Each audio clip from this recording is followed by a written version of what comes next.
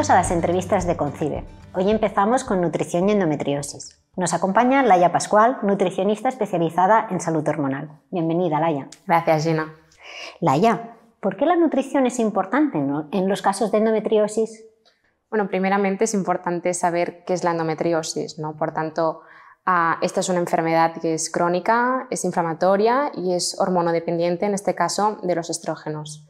Por tanto, desde el punto de vista de la nutrición, podemos hacer algunos abordajes para atenuar lo que es la sintomatología respecto a la inflamación y este aumento de estrógenos en sangre.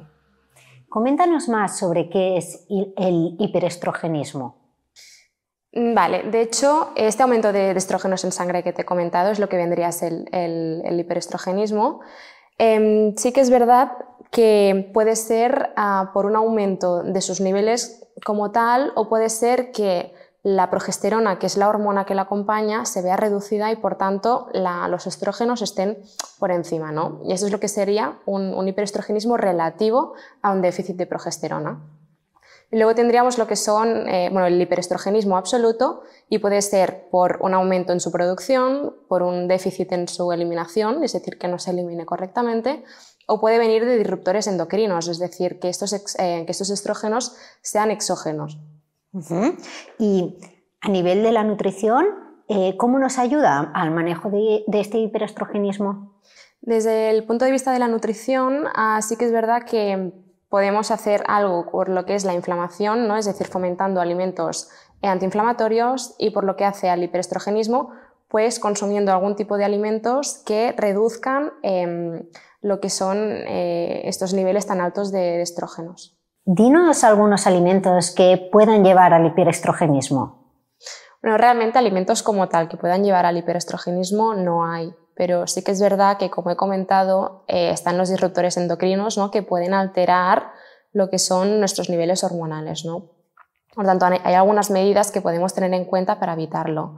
Una de ellas sería, por ejemplo, lavar y desinfectar correctamente los alimentos que vayamos a consumir, evitar, por ejemplo, tuppers y botellas de plástico y usarlos, por ejemplo, de cristal, ¿no?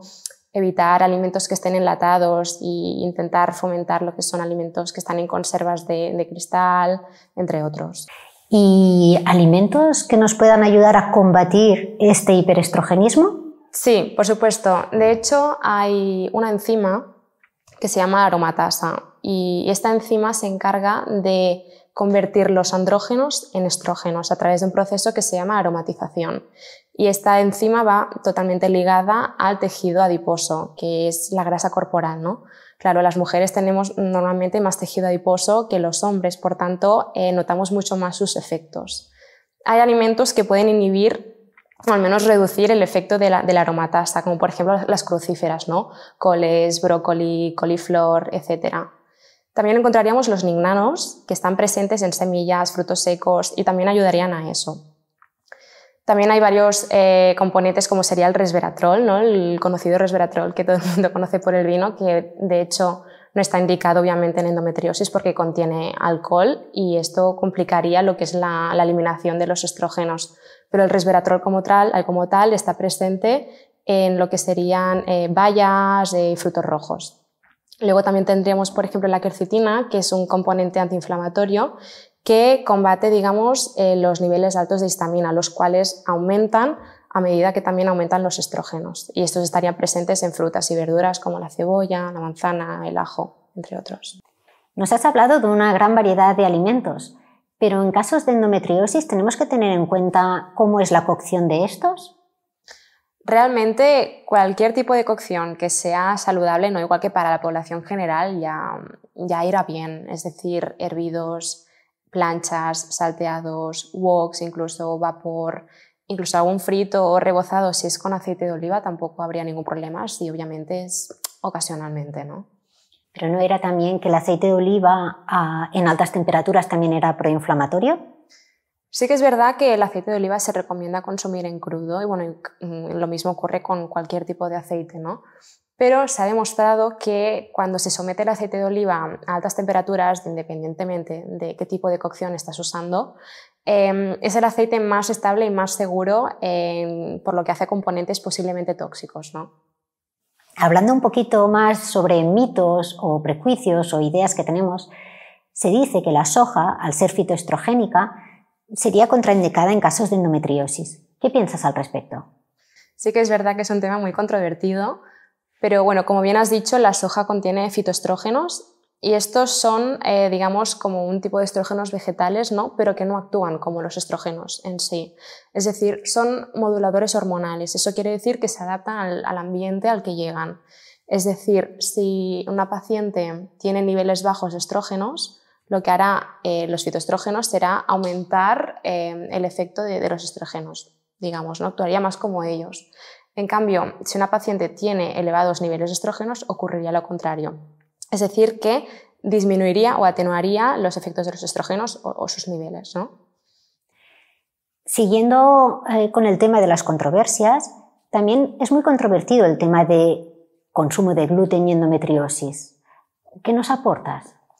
Sí, la verdad es que aquí está un poquito metido el tema del sistema inmune, ¿no? Se ha visto que en endometriosis hay afecciones a nivel inmunitario y por tanto a muchas pacientes han llegado a tener sensibilidad al gluten.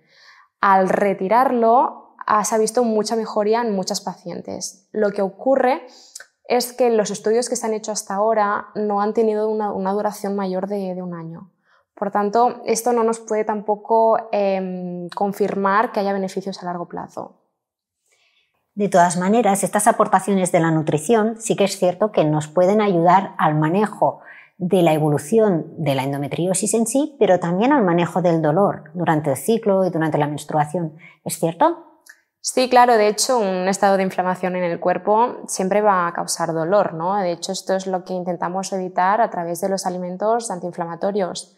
Pues también hay casos más severos en los que las pacientes tienen que recurrir a antiinflamatorios no esteroideos e incluso pasarse a terapia hormonal con anticonceptivos orales que ya incluso te acaban inhibiendo la ovulación. Siguiendo las pautas de nutrición, ¿cuáles serían los top 3 alimentos antiinflamatorios que nos podrías comentar? Mis 3 top alimentos antiinflamatorios serían, dentro de lo que es pescado azul en general, el salmón. Bueno, es mi favorito y es súper antioxidante, súper antiinflamatorio, es muy bueno por su contenido en omega 3. Los frutos secos también más de lo mismo, pero destacar las nueces porque sí que es verdad que todos los frutos secos son antioxidantes y antiinflamatorios, pero las nueces tienen un contenido mucho más elevado de omega 3 que el resto de frutos secos. Y también me gustan mucho las especias y me gustaría destacar la cúrcuma, ya que bueno, es interesante el dato, ¿no?, de que contiene curcumina, que es su principal activo, digamos. Entonces, si la combinas con piperina, que es el componente activo de la pimienta negra, su efecto se ve más potenciado, aparte de que su absorción también será mayor. Cuando una mujer que sufre endometriosis está en la búsqueda del embarazo, se le recomienda normalmente la toma de una suplementación. ¿Debería esta ser diferente en los casos de endometriosis? Realmente sí, pero claro, hay que tener cuidado con este tema, ¿verdad? Porque, por ejemplo, el magnesio a veces se da para fomentar y mejorar la eliminación de los estrógenos cuando hay una dificultad, ¿no? También el omega 3 en sí, porque es antiinflamatorio, y la vitamina D, ¿no?, porque hay un componente también del sistema inmunológico implicado. No obstante, sí que es verdad que nunca recomendaría nada de entrada. Siempre prefiero que el paciente acuda a su médico de confianza y le pueda pedir opinión, que le haga una evaluación exhaustiva y entonces que le haga un tratamiento acorde a sus necesidades. Retomando el tema de los fitoestrógenos, la soja, ¿cómo se podría combinar una dieta vegana o vegetariana con endometriosis? No habría ningún tipo de problema, porque la verdad es que el alimento por excelencia que nos aporta proteínas vegetales de calidad en dietas vegetarianas es la soja. Y si hemos comentado que la soja no tiene ningún tipo de inconveniente con lo que es la endometriosis, pues no habría ningún tipo de problema.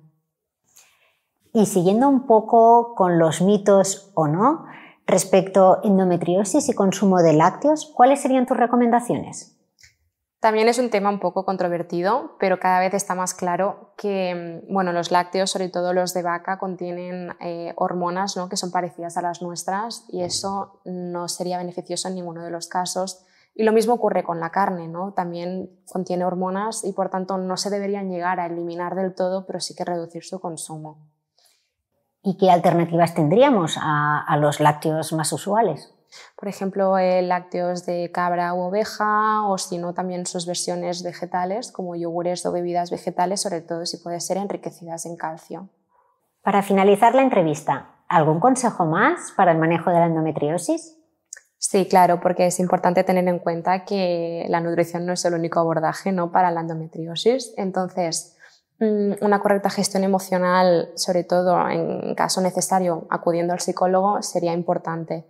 Porque sí que es verdad que muchas pacientes que sufren endometriosis acaban teniendo problemas a nivel de relaciones de amistades, de pareja, y también el hecho de que no sea un diagnóstico fácil esta enfermedad, acabas yendo a muchos médicos que no encuentran con lo que tienes y esto también causa mucha frustración.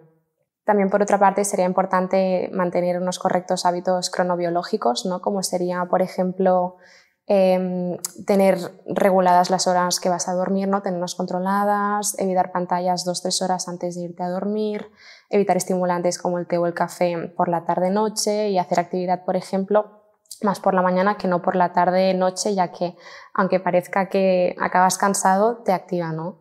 Y todo esto ayudaría a que la melatonina pues estuviera en niveles óptimos para conciliar bien el sueño.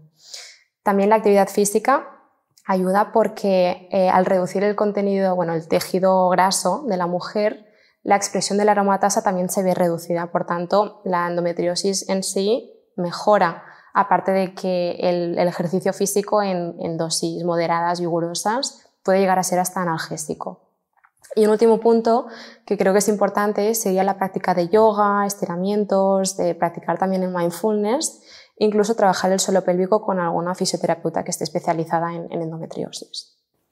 Está claro que el manejo de endometriosis, si es multidisciplinar, mejor. Te agradecemos mucho tu aportación en endometriosis y nutrición. Muchas gracias, Laia. A ti, Gina.